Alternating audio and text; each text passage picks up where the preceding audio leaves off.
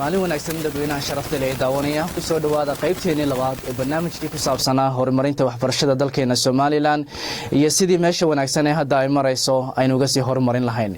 maanta aniga soo koobaya waxaan wax yar ka taaban doonaa muhiimadda dugsiga dhexe uu leeyahay ardayga bulshada iyo dalkaba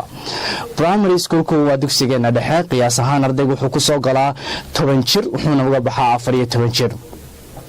hadda waa cunug maskaxdiisa iyo jirkiisuba ay koreen oo qaangaar ku dhow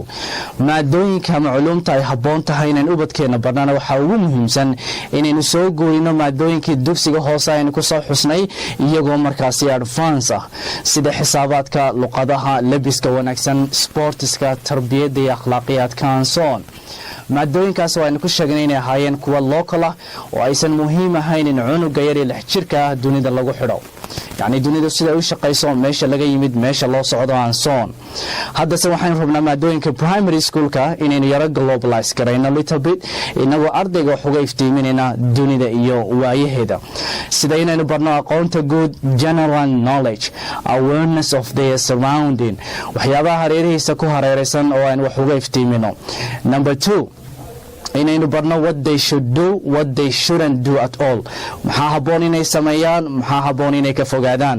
sida barashada iyo ixtiraamka diimaha dhaqamada jinsiyadaha iyo luqadaha kala duwan respecting cultural differences and humanities barashada iyo ilaalinta dhirta deegaanka iyo xayawaanka barashada iyo ilaalinta hantida guud iyo tagaar ahaaneed barashada muhiimadda ay leedahay wax wada qabsiga iyo isku duubnida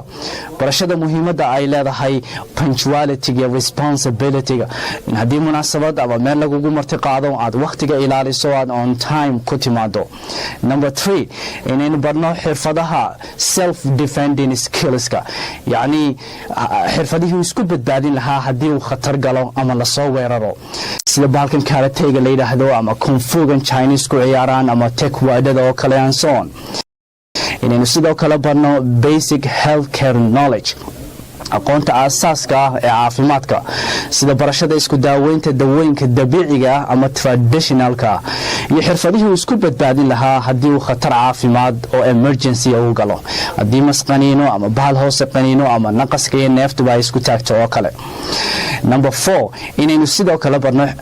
muhiimadda ay leedahay physical educationka yani inan outdoor activity-yada oo dhan kuwaasoo caafimaad ahaan wanaagsan oo marka horeba budgetka iskuulka lagu dhisayo lagu daro goobihii laga yegleeli lahaa sportska iskuulka sida volleyballsha basketballsha footballsha shootingka riding horseska riding bikeska swimming poolska and so on and so far uusan cunuga yari teramka dhan ku dhamaysan qalin iyo bug iyo inuu class dhex fadhiyo 9 kaba qodobka u dambeeya isna muhiimadiisa la waxa weeyaan waa isku xidhka waalidka iyo maamulka iskuulka